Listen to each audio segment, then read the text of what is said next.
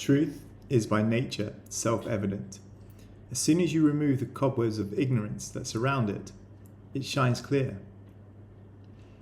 We all make mistakes, and when we get feedback on our error, we can learn.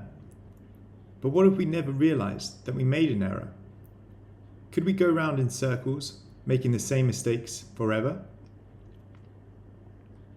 It is said that we live in a post-truth world. Postmodernism is the worldview that says there is no fundamental morality and there is no fundamental truth. But if there is no fundamental truth, then how do we know when humanity is on the wrong direction? How do we correct our course if there is no end goal?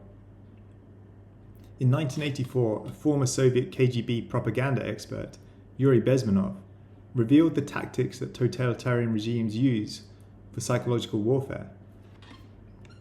A person who was demoralized is unable to assess true information. The facts tell nothing to him.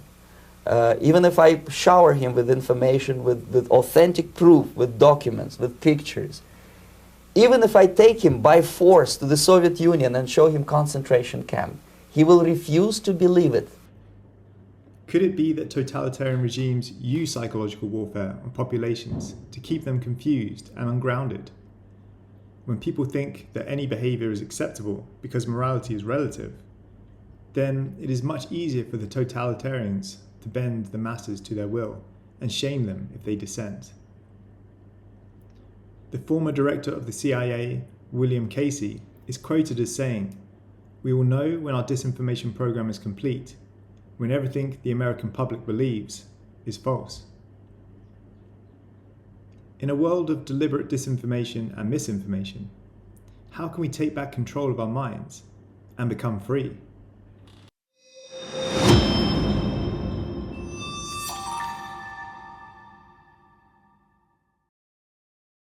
Hello, and welcome to Synarchy Education.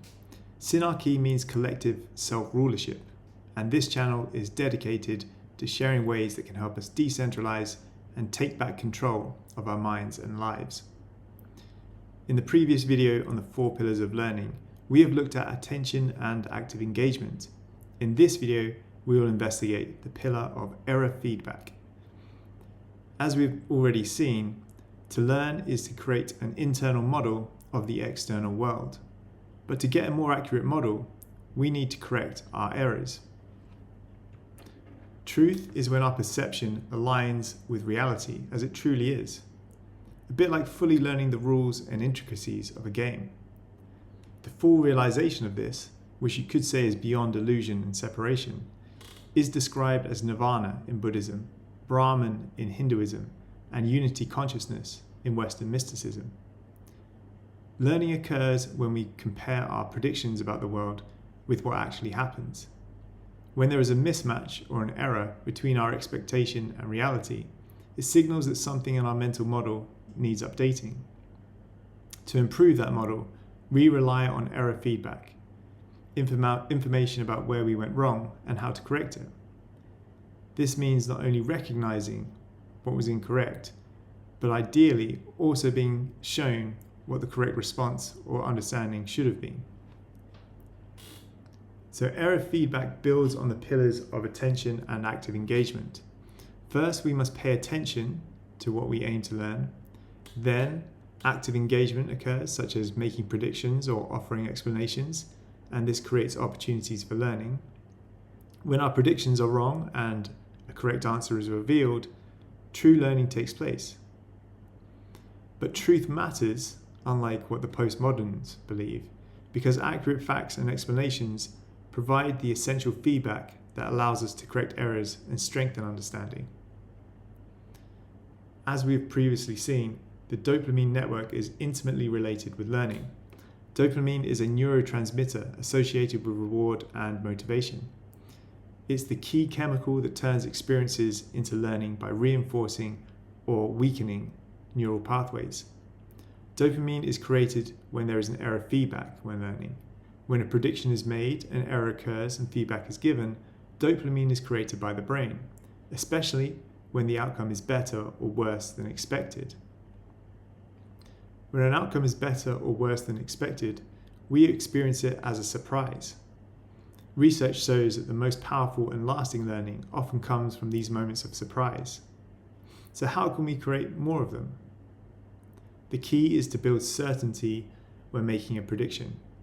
The more convinced you are that your answer is correct, the greater the surprise and the stronger the learning when feedback proves otherwise. This is where attention and active engagement matter.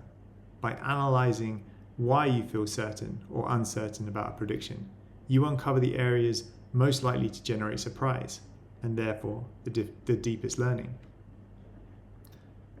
Learning is faster and easier when students receive detailed error feedback that tells them precisely where they stumbled and what they should have done instead.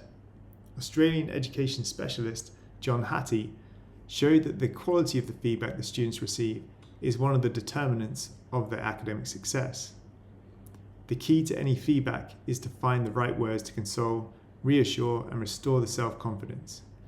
This ensures that you do not affect the way you pay attention or actively engage with learning in the future. When feedback is linked to punishment or judgment, then it dissuades learners from becoming certain about any of their learning, and the level of surprise greatly falls. Another way to ensure that surprise is baked into learning is to regularly test yourself. Every time you get something wrong, you get a small surprise and learning occurs. Regular testing maximizes long-term learning. To get information into the long-term memory, it is essential to study the material, then test yourself, rather than spending all your time studying.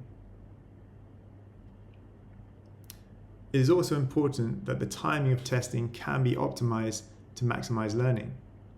Research shows that the ideal interval depends on how long the information needs to be retained. If the goal is short-term retention, just a few days or weeks, reviewing daily for about a week is most effective. But for long-term retention, such as months or years, the review intervals should be progressively extended.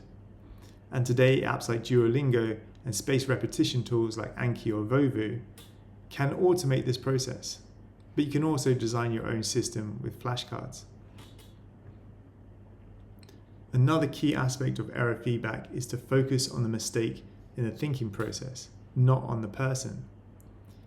If your internal feedback always sounds like "I'm not smart enough" or "I'll never be good at this," it undermines learning rather than supporting it. Psychologist Carol Dweck has shown how this self-limiting perspective, what she calls a fixed mindset, attributes failures and successes to unchangeable traits. In contrast, growth mindset emphasizes that all learners are capable of improvement. This shift in perspective makes feedback constructive and fuels progress. Her research shows that, all else being equal, mindset is a powerful driver of learning. Simply holding the belief that progress is always possible becomes a source of progress in itself. Numerous studies in both animals and humans show that stress and anxiety can severely impair learning. By contrast, a safe, stimulating environment can restore synaptic plasticity, freeing neurons, reviving their flexibility, and returning them to a more youthful, adaptive state. In effect, the brain regains its capacity for growth. Error feedback can also be used in a holistic approach. It could be argued that our feelings, emotions, and health can act as error feedback mechanisms, warning us when our behavior or thinking needs reviewing. Negative emotions and health problems might signpost when our environment is not creating harmony or our thinking has become unhealthy. These should then force us to change our actions and habits. But our feedback on our error is just as important as spotting the error itself. We need to be mindful of the stories that we create about the feelings or health problems and make sure we don't link the error to our identity and create a fixed mindset. Focusing on the lesson and how to improve is a much better approach. One error will rarely be the last correction we need to make. As the famous saying goes, life will keep bringing you the same test over and over again until you pass it. So it is an important life skill to learn how to learn. Thank you for watching, and if you'd like to leave a like or comment, that'd be great, and subscribe, and see you in the next video.